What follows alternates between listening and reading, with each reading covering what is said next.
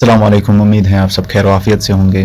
आज हमारा first lecture है जो अब ऑनलाइन पे, तो आज हम स्टार्ट करेंगे कंप्यूटर से। कंप्यूटर में आज हम कुछ टॉपिक्स उठाएंगे जिनमें से हमारा कॉन्सेप्ट आता है कंप्यूटर एक्चुअल में होता क्या है, कैरेक्टरिस्टिक्स हैं कि ये कैसे काम करता है, गोल्स हैं, इसकी हिस्ट्री है, कंप्यूटर एक्चुअली वजूद में कैसे आया। तो उसके बाद जनरेशन हैं जो बहुत ही अहम टॉपिक रहने वाला है। उसके बाद टाइप्स हैं, ये भी ठीक ठाक टॉपिक है। तो उसके बाद यूजेस आता है। तो ये ख़त्म करके हम दूसरे लेक्चर में फिर देखेंगे आगे बेसिक। तो जी पहले देखते हैं हम कंप्यूटर एक्चुअल में होता क्या है। कंप्यूटर एक ऐसी एडवांस्ड इलेक्ट्रॉनिक डिवाइस है जो जिसको हम रॉ डेटा देते हैं, उसको डेटा देते हैं, हम एंटर करते हैं किस चीज़ के लिए कि ये इसको प्रोसेस करके हमें इंफॉर्मेशन दे। लेकिन प्रोसेस कैसे करता है, ये भी कुछ इंस्ट्रक्शंस के अंदर प्रोसेस करते हैं जिनको हम प्रोग्राम्स बोलते हैं। और जो ये हमें रिजल्ट देगा उसको हम आउटपुट बोलते हैं। और वही आउटपुट हम फिर यूज़ करते हैं रेफरेंसेस के लिए या यूजेज के लिए जो हमें ज़रूरत पड़ेगा। तो उसके बाद इसके कुछ पॉइंटर्स हैं, तो इनका आप स्क्रीनशॉट लीजिए, ये बहुत यूजफुल पॉइंटर्स हैं। तो जी इसके बाद आते हैं हम अपने दूसरे टॉपिक की ओर जो कैरेक्टरिस्टिक्स हमारा रहता है। तो कैरेक्टरिस्टिक्स में पहले ही हम देखते हैं स्पीड क्या होती है। स्पीड होती है इसकी 3 मिलियन कैलकुलेशंस पर सेकंड। ये क्वेश्चन आ सकता है। तो दूसरा एक्यूरेसी है, एक्यूरेसी पे तो क्वेश्चन कोई खास नहीं बनता है। तीसरा है रिलायबिलिटी। हाँ, मेमोरी पे बहुत सारे क्वेश्चन आने वाले हैं, वो हम आगे भी देखेंगे। तो उसके बाद वर्सटैलिटी है, ऑटोमेशन है, डिलीजेंस है क्योंकि ये हमारी तरह लेजी नहीं है तो फेल भी नहीं हो सकता, कन्वीनियंस है, फ्लेक्सिबिलिटी है। तो उसके बाद गोल्स क्या होते हैं। गोल्स ऐसे होते हैं कि प्रॉब्लम सॉल्विंग होता है, जो हमारे पेचीदे मसाइल हैं उनकी तरकीब होती है, इसके पास तरकीब होती है उनका हल निकालने की। तो ये भी बाकी पॉइंट्स हैं, तो इनका भी आप स्क्रीनशॉट लीजिए, ज़रूरत पड़ने वाले हैं। तो जी इसके बाद देखते हैं हम हिस्ट्री ऑफ डेवलपमेंट, मतलब डेवलपमेंट कैसे हुए कंप्यूटर्स की। तो पहले ही हमें पता है कि पहले ज़माने में क्या होता था कि हम कैलकुलेशंस के लिए हमारा कोई कैलकुलेटिंग डिवाइस हुआ नहीं करता था, तो हम हाथों पे या पैरों पे करते थे। तो उसके बाद हमारा आता है एबैकस आता है, पहले ही जो मैकेनिकल कैलकुलेटिंग डिवाइस समझे जाते हैं, फर्स्ट मैकेनिकल कैलकुलेटिंग डिवाइस। तो उसके बाद जो एबैकस का पर्पज़ रहता है वो यहाँ तक ही रहता है कि ये एडिशन और सब्ट्रैक्शन कर सके क्विकली, मतलब आज की तरह तो नहीं। तो एबैकस कहाँ से आता है, ये इजिप्शियंस डेवलप करते हैं 10वीं सदी में, लेकिन इसको फाइनल स्ट्रक्चर दिया जाता है चाइनीज एजुकेशनिस्ट की वजह से, जो कब दिया जाता है 12वीं सदी में। तो उसके बाद नेपियर आता है, जो नेपियर बोन्स आपने नाम सुना होगा, जो एबैकस में यूज़ किया जाता है किसकी द्वारा, जॉन नेपियर के द्वारा। John Napier bone rods use करते हैं जिसपे प्रिंट किए जाते हैं नंबर्स, उन नंबर्स की वजह से सब्ट्रैक्शन, एडिशन और मल्टीप्लिकेशन और डिवीजन किया जाता है। तो उसके साथ में ही आता है पास्कल आइन, जिसको हम पास्कल्स कैलकुलेटर भी कहा जाता है, जो 1642 में आता है, जिसको कौन बनाता है, ब्लेस पास्कल बनाता है, जो एक फ्रेंच साइंटिस्ट होता है। तो इसमें क्या होता है, इसमें गियर्स यूज़ करते हैं। तो ये जो पॉइंट्स हैं, गियर्स हैं, बोन्स हैं या व्हील आएगा आगे, तो ये याद रखने वाले पॉइंट्स हैं जो एग्जाम पॉइंट ऑफ व्यू के लिए ठीक है। तो उसके बाद आता है Lebanese calculator. Lebanese calculator introduce किया जाता है मार्केट में 1646 में, किसके द्वारा, लेबनीज के द्वारा। तो इसको और डिज़ाइन नई से डिज़ाइन किया जाता है 1673 में, लेकिन ये कंप्लीट कब होता है, 1694 में। तो इसी में जो व्हील्स हैं वो इसी में यूज़ किए जाते हैं राइट एंगल्स पे। तो ये भी ये एडिशन, सब्ट्रैक्शन, मल्टीप्लाई, डिवाइड, तो इन चीज़ों के लिए यूज़ किया गया। तो इसके बाद आता है हमारा एनालिटिकल इंजन, जो फर्स्ट कंप्यूटर भी रहता है हमारा। तो ये फुली इलेक्ट्रॉनिक कैलकुलेटर, जो फर्स्ट फुली इलेक्ट्रॉनिक कैलकुलेटर है वो बन जाता है हमारा। जो कौन बनाता है, ब्रिटिश बंदा एक आता है, ब्रिटिश पायनियर आता है, जिसको चार्ल्स बेबेज के नाम से हम जानते हैं। और यही टर्निंग पॉइंट था कंप्यूटर के लिए, और चार्ल्स बेबेज को ये भी माना जाता है कि फादर ऑफ कंप्यूटर भी माना जाता है इनको।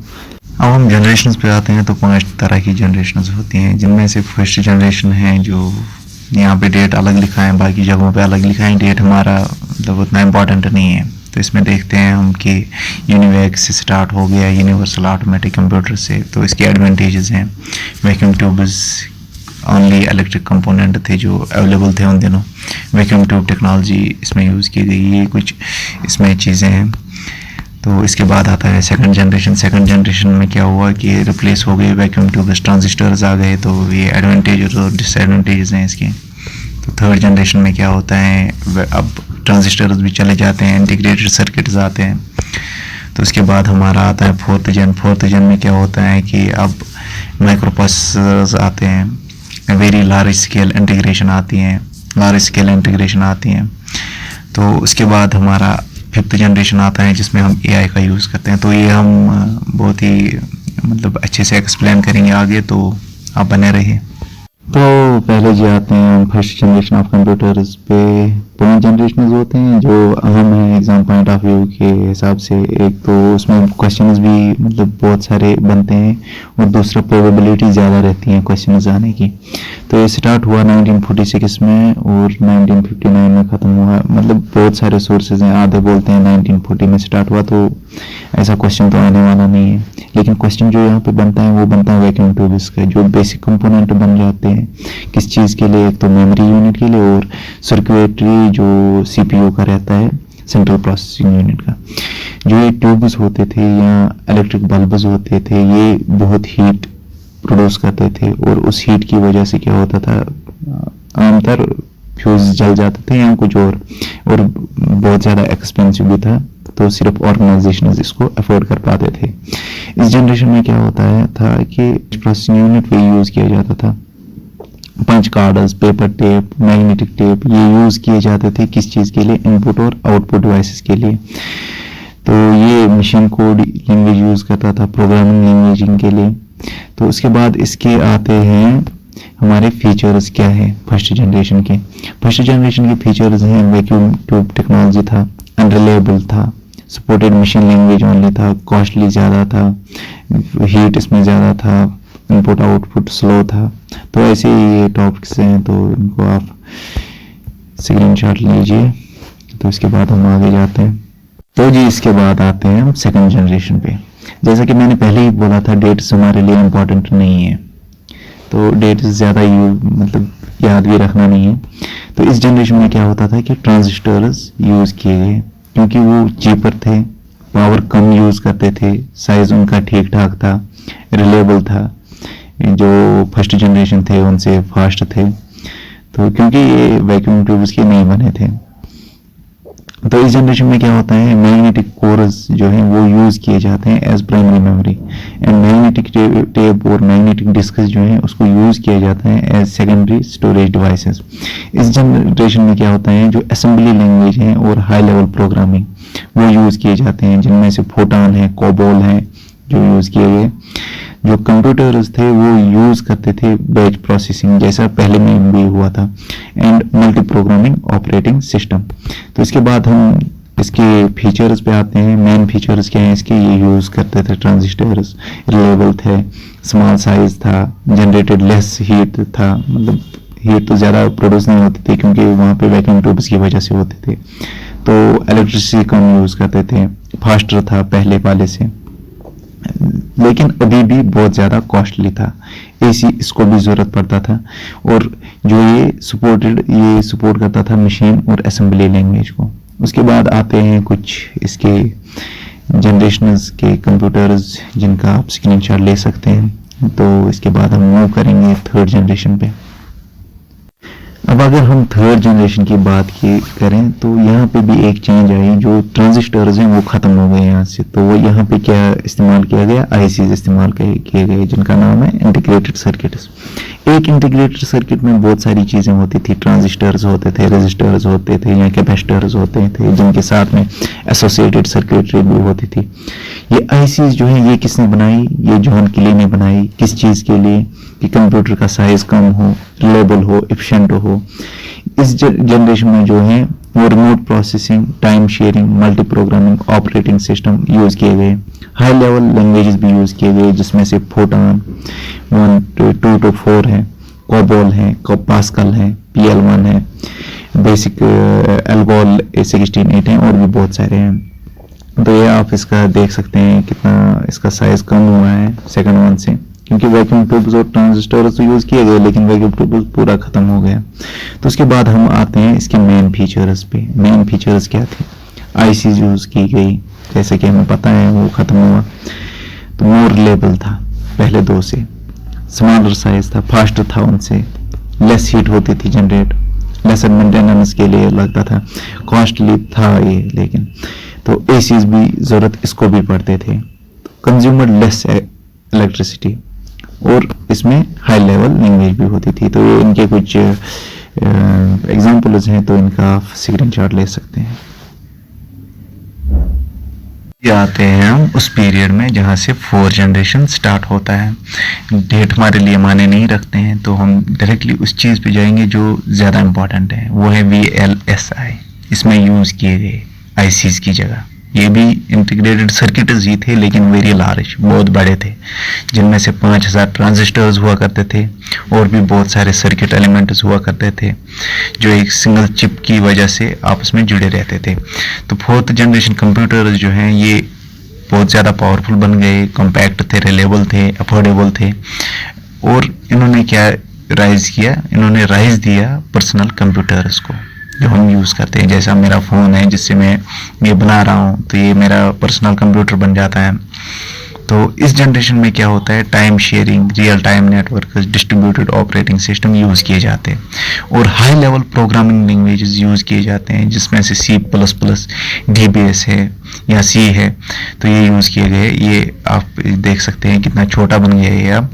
तो इसके बाद हम इसके भी फीचर्स देखते हैं और इसके एग्जाम्पल्स भी लेते हैं। फीचर्स हैं VLSI टेक्नोलॉजी, ये पहला ही है, चीप था, पोर्टेबल एंड रिलेबल था, पर्सनल कंप्यूटर्स यूज़ में आए, छोटा था, पाइपलाइन प्रोसेसिंग थी, ACs अब ज़रूरत नहीं पड़ते थे क्योंकि हीट अप नहीं होता था, तो इंटरनेट आ गया यहाँ से, नेटवर्क में बहुत डेवलपमेंट हो गई, और कंप्यूटर ईजीली अवेलेबल बन गए हमारे लिए। तो इसके कुछ एग्जाम्पल्स हैं, इनका आप स्क्रीनशॉट लीजिए जी। इसके बाद आते हैं लास्ट पे, जो 5th जनरेशन जो आज हमारे यहाँ चल रही है। आधे बोलते हैं ये 1980 में स्टार्ट हुआ, आधे बोलते हैं ये 2010 में स्टार्ट हुआ, तो वो हमारे लिए फ़र्क नहीं रखते हैं, लेकिन आज यही चलता है। तो इसमें VLSI जो है वो ULSI बन गई, जो अल्ट्रा लार्ज स्केल इंटीग्रेशन थी। तो इसमें ये टेक्नोलॉजी यूज़ की गई। तो इसमें क्या हो गया है कि production of microprocessor chips आ गई, जिसमें 10 मिलियन इलेक्ट्रॉनिक कंपोनेंट्स कुछ ऐसे ही थे। तो जनरेशन क्या है, इसमें किस चीज़ का यूज़ होता है, जो पैरेलल प्रोसेसिंग हार्डवेयर है या आर्टिफिशियल इंटेलिजेंस का सुना ही होगा आपने। वो आर्टिफिशियल इंटेलिजेंस तो आज हर एक को पता ही होगा। तो आर्टिफिशियल इंटेलिजेंस क्या है, ये इमर्जिंग ब्रांच है कंप्यूटर साइंस का, जो इंटरप्रेट करता है मीन्स एंड मेथड्स, कंप्यूटर्स को कैसे बनाया जाए कि ये इंसानों की तरह सोचना स्टार्ट कर दें। तो इसमें high level programming language use की गई, जिसमें C है, C++ है, जावा है, .NET है, और भी बहुत सारी है। तो इसके बाद हम इसके देखेंगे इसमें क्या क्या इंक्लूड किया गया। रोबोटिक्स इंक्लूड किए गए, neural networks, game playing, expert system बनाने के लिए, और नेचुरल लैंग्वेज के लिए। तो इसमें से मेन फीचर्स हैं ULSI, development of artificial intelligence, development of natural language, advancement in parallel processing, advancement in superconductor technology, more user friendly, availability of very powerful and compact computers eight cheaper rates, desktop है, laptop है, notebook है, ultra book है, Chrome book है। ये कुछ examples हैं इसके, और भी बहुत सारे हैं। तो 5th जन में ये ज़रूरी है कि आर्टिफिशियल इंटेलिजेंस, जैसा कि हमने देखा कि जो जनरेशंस थे कंप्यूटर के, उनमें से कैसे चेंजेस आने स्टार्ट हो गई। पहले वैक्यूम ट्यूब्स थे, उसके बाद ट्रांजिस्टर्स आ गए, उसके बाद सर्किट्स आ गए, इंटीग्रेटेड सर्किट्स, फिर वेरी लार्ज, फिर अल्ट्रा लार्ज, तो उसके बाद हमारा आर्टिफिशियल इंटेलिजेंस आता है। तो उसके बाद ये जानना ज़रूरी है कि टाइप्स क्या हैं इसके। तो कंप्यूटर को डिवाइड किया गया है बहुत सारे टाइप्स में, डिपेंड्स कि किस चीज़ के तरफ से हम इनको डिवाइड कर रहे हैं। तो पहला हमारा रहता है वर्क, तो इसमें आता है एनालॉग कंप्यूटर्स। एनालॉग कंप्यूटर्स किस चीज़ के लिए यूज़ किए जाते हैं, जो वेरिएशन होती है क्वांटिटीज़ में, जैसे टेम्परेचर है, वोल्टेज है, स्पीड है, ये उन चीज़ों के लिए यूज़ किए जाते हैं जो कंटिन्यूसली वेरी करते हैं। तो इसमें से आता है वोल्ट मीटर हमारा आता है, एमीटर आता है। तो अब हम देखते हैं डिजिटल क्या होता है। डिजिटल कंप्यूटर जो होता है वो काउंट करता है चीज़ों को नंबर्स या लेटर्स में, कैसे मैनिपुलेशन करके उन लेटर्स को, जिसको हम बोलते हैं बाइनरी डिजिट्स या बिट्स।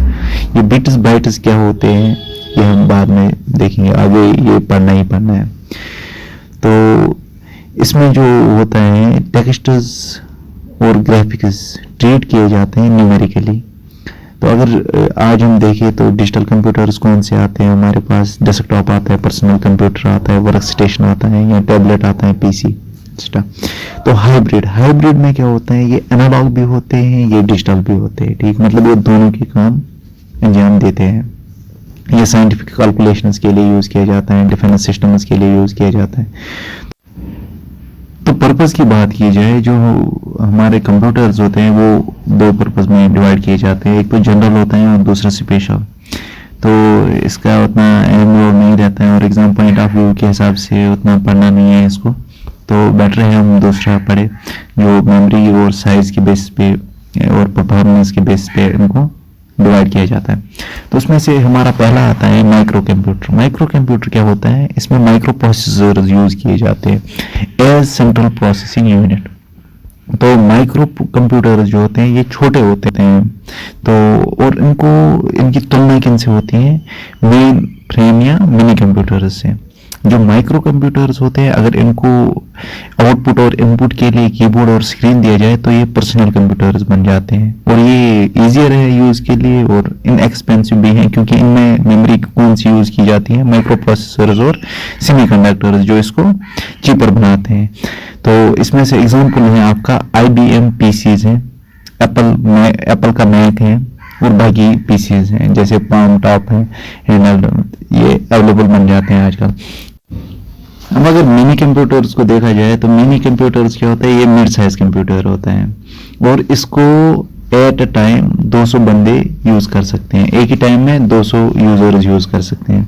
इसमें से हमारा एग्जांपल है जो हनीवाल है या ICS सीरीज है, लेवल गेम गैलेक्सी 21 है।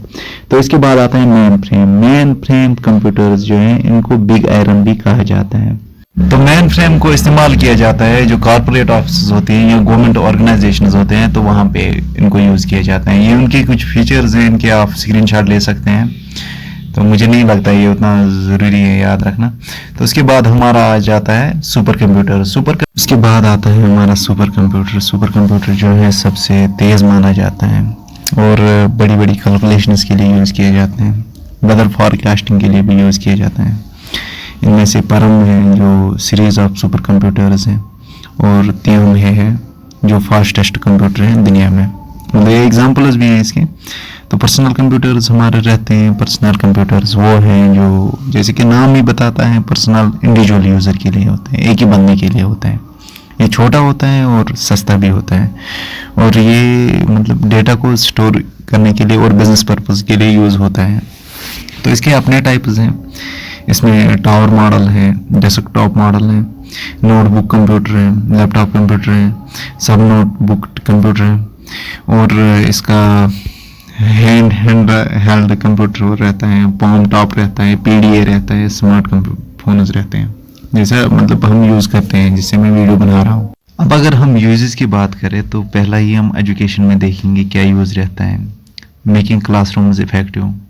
तो क्योंकि आज हाईटेक टेक्नोलॉजीज़ यूज़ होती हैं, तो उसके बाद ऑनलाइन एजुकेशन के लिए यूज़ किया जाता है। जैसे आप मतलब यूट्यूब से पढ़ रहे हो तो उसका रहता है।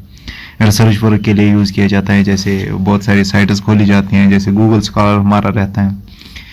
तो ऑफिस पे भी बहुत तरह की चीज़ों के लिए यूज़ किया जाता है, डॉक्यूमेंट मैनेजमेंट के लिए यूज़ किया जाता है, या डेटा स्टोर रखने के लिए यूज़ किया जाता है, वर्ड प्रोसेसिंग के लिए यूज़ किया जाता है, डेस्कटॉप पब्लिशिंग के लिए यूज़ किया जाता है। तो उसके बाद आता है हमारा मेडिसिन में किस चीज़ के लिए यूज़ किया जाता है। तो ये कुछ पॉइंट्स हैं इसके भी। तो डिफेंस का में भी यूज़ अच्छा खासा, क्योंकि एप्रानेट पहले आया था, वो डिफेंस के लिए आया था, जो नेट का भी आगे डिस्कस करेंगे। तो तब तक के लिए अल्लाह हाफिज़। और फर्स्ट लेक्चर था, तो फर्स्ट लेक्चर में प्रॉब्लम्स तो आएंगी, एक तो आवाज़ मतलब वॉइस की प्रॉब्लम्स आती हैं, और दूसरा मतलब हम विजुअल्स नहीं दिखा पाते हैं, बोर्ड का यूज़ नहीं कर पाते हैं। तो इंशाल्लाह वो भी हम बहुत जल्द ठीक करेंगे। तो और भी टीचर्स हैं जो जुड़ेंगे इंशाल्लाह, उनके एग्ज़ाम्स कुछ चल रहे हैं, तो जो इसमें मतलब सब्जेक्ट एक्सपर्ट हैं, जैसे हमारा न्यूट्रिशन का रहता है, सोशियोलॉजी का रहता है, तो इंशाल्लाह वो चीज़ें भी हम ठीक करने की कोशिश करेंगे। तो मिलते हैं इंशाल्लाह नेक्स्ट लेक्चर में, तब तक के लिए अल्लाह हाफिज़।